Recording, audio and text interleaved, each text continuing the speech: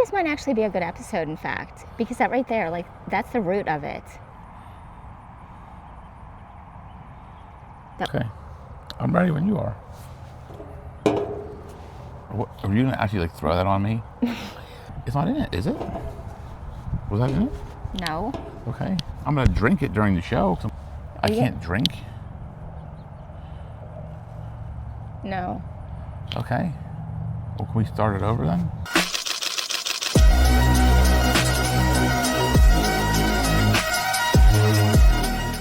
The busiest person you know probably hasn't rested in years. But after today's episode, you're going to find out what happens when they finally do. Welcome to another episode of Built for More. I'm Jessica, and this is Rocco. And today we're going to talk about the importance of rest. We just finished 8 episodes, right? So this is our 9th episode, and we wanted to kind of make this like an interlude episode. And the perfect topic for that is rest. This is kind of a rest in our shooting, I guess I would say. And this was a topic you came up with, and I think it's an important topic. I don't think a lot of people focus on rest and recovery. So what made this topic come up for you? I don't know. We were talking about it this morning, and then I went to church, which is kind of, just a natural rest day. I mean, the Lord, kind of worked for 6 days and then rested on the 7th, on the Sabbath. So I don't know, it just kind of was like the natural next step. All of a sudden it just clicked, and I thought maybe we should do something and really be more intentional about speaking on rest. Yeah, because I think a lot of people just in life and business and fitness, I've had a problem with that for years. Like, they don't know, one, how to rest or the importance of rest. Because I used to just think I had to go 7 days a week in my profession. Even working out, I felt like I wouldn't take full rest days. I would tell myself I was, but I really wasn't. But as I've gotten older, probably in the last, I would say 3 years, I really figured out the importance of rest and recovery. And I always call it like recovery, like, because to me, rest is like I'm not doing anything. Recovery is more I'm doing things at a slower pace to actively prepare my mind and body for what's coming. Yeah, and it's interesting too, because something I've learned, again, like you said, like as, I've gotten older, I used to think that it was just like the continual, just keep going, maybe take like a short break, but keep going. And I do think that there's a fallacy in that growth is actually stalled whenever you don't allow yourself the proper rest to really kind of like slow down. And I think that's where the greatest ideas actually come from. It's from whenever you kind of stop and you're very intentional about just slowing down. Yeah, I mean, that's why I always say, like, I sometimes will just find myself like forcing myself to think for 20 minutes or a half hour during the day in the office. Like, I just force myself to just stare at this window, stare at the computer, and just let my brain wander and think. And that's me kind of turning things off for a moment to allow my brain to be more creative. The same thing with fitness, right? People think you got to keep lifting to get bigger. It's like you actually grow when you rest. And I remember as a kid and coming up like in sports and in bodybuilding, I just think you had to constantly push to get stronger, lift more weights. But then once I understood the importance of rest, and did you ever take like a week off of working out? Then you come back stronger? Yes. Like, I never understood that until I actually finally took a week off of like not doing anything. It's like, wow, like my body felt completely different. That's why it's so important for, mind, body, and spirit. I believe you have to give yourself that rest. Are there ways that you do it now? As you've gotten older and your life has changed significantly, like how do you rest now compared to how you used to rest in the past? I mean, I don't know. It's hard to say because, for years when I was raising my kids, in different phases, like when they were little, there's no rest when you do that. There isn't. However, I did because I wasn't working, I was able to rest when they were sleeping. So that was my time to kind of just take a breather. And then as they got older and I felt like we were kind of running around all the time, I just had to like be more forceful about, times or I'd rest like in the car if I dropped them off somewhere. That would be my time, my quiet time. Now it's more about really kind of forcibly scaling back and like turning my phone off or stepping back because it just seems like it's never ending, like the notifications that come through and the emails and everything that I could literally, as everybody, most people, you could work 24 hours a day. That's why that brick thing is really cool. That's this device it's an app, and it's a device that will lock your apps.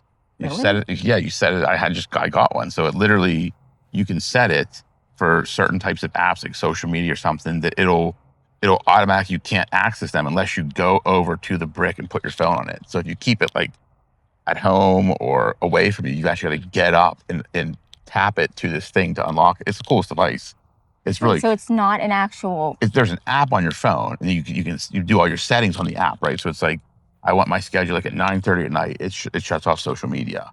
So for me to access any of my social media accounts, I have to get up and like go over to where I have the brick, tap it on there, and unlock it. Wait, do you have this Yeah, I now? have it. Yeah, I have one of those. Have you Yes. used it yet? Yes, I've used it. Yes, it's actually good. It's actually a cool thing. But I think the other part of like the rest and recovery, I think, is being intentional in what you do. Like that's what I've learned. Like I used to just say yes to everything because I was trying to grow the business, right? You're trying to grow the business. You're taking meetings. You're going to all these events. Now it's like I tend to be more intentional. Like, what is the purpose behind this?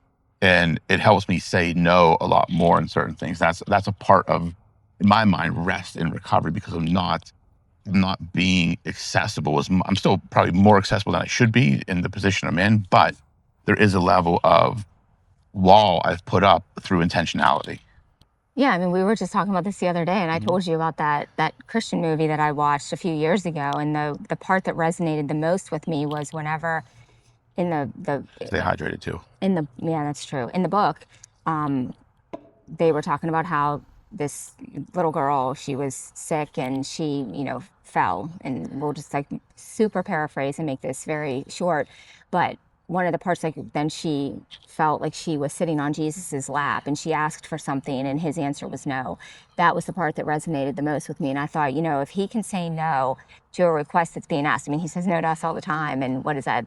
Thank God for unanswered prayers and things that don't happen. But we should be saying no more. And there is, and we do need to prioritize, I think, our rest and our. Why do you think people don't? Why do you think people have such a hard time saying no? Like, I know why I did, but I'm curious, like, what your point is. Like, why do you think people have such a hard time saying no to certain things or to certain people? I think there are many reasons. I think that people they feel like they have to always they're people pleasers and they Okay. feel like that's what they should be doing. Okay. I think that they do it for business purposes Mhm. because they're afraid, like, that would amount to maybe a sale that FOMO, they would fear of miss. missing out. That's Yeah. another Yeah. huge one. It's funny. My cousin said this to me years ago. That's the first time I ever heard that acronym. FOMO. Yes, I had no idea what it meant whenever he Awesome. said it. This was, my gosh, at least 10 years ago. And lately, in the last week, I've actually wanted to do more research on it because I think it's like a legitimate 100% it is. psychological Yeah. condition. Well, I mean, because yeah, it absolutely is. Because think about 20 years ago, right? You didn't have access to information or seeing what was going on. Now we have social media. So if you have a group of friends, so if I was in my 20s and I had a group of friends, and I see my group of friends are all going, I don't want to miss out. I have the fear of missing out. I want to be part of those pictures. I want to be part of that experience. So I think because it's become so visible to people, they have this fear of missing out. They don't want to miss the excitement because now they're seeing these. Because when we were younger, like, I didn't really give a shit if I missed something because I didn't know what happened. I wasn't there. There wasn't like a visual representation of what went on. Now it's like, go to a party, the entire party's online, and it's like, oh, I missed that. Like, there is that fear of missing out that people have, Yeah. which is crazy. It's a crazy psychological situation we're in today. And I think social media is the huge cause of that. I mean, do you have any tips on how to scale back? I mean, you've definitely been a huge presence on social media Yeah. yourself and even like Well, but doing it yeah. for. So the presence on social media. So I look at it a couple different ways, right? So I use social media for business and for just promoting brand, and then really just trying to help and inspire people, right? Yes, when I first got on it years ago, it's more of like a historical account of my life.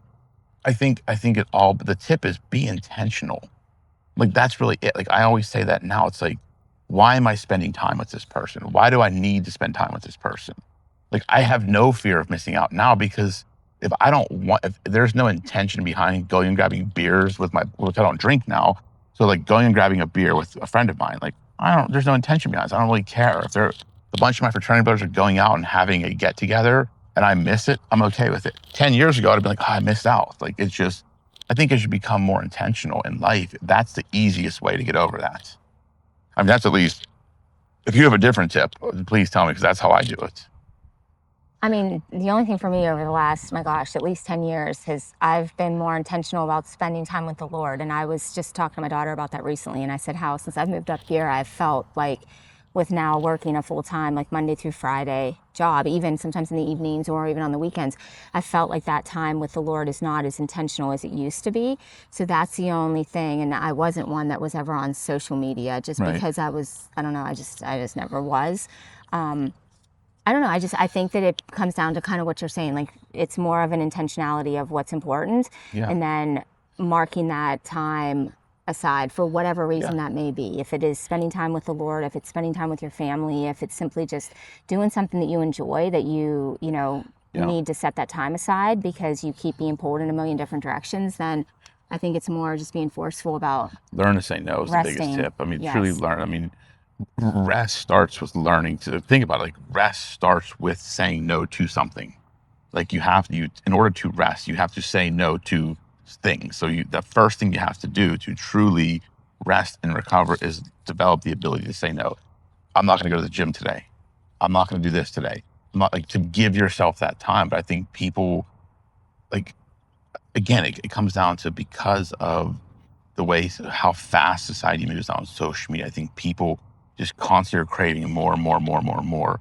And that's why they have a hard time saying no. They're afraid they're going to miss out. They want to experience things. And I get that. Like, I love experiencing life. But as I've gotten older, like, I'm okay just saying, no, I don't want to do that. I'm just going to sit home on a Friday night and watch TV or order sushi or something like that. Like, I don't have to constantly be, I know I like to do things, but you don't have to constantly be in motion. I think we need to take that time to slow down and just observe what's around and listen. And I think that's where some people get their greatest ideas. Like, when you slow the pace down, because when you're in it, when you're running the race, like, you don't really have time to think.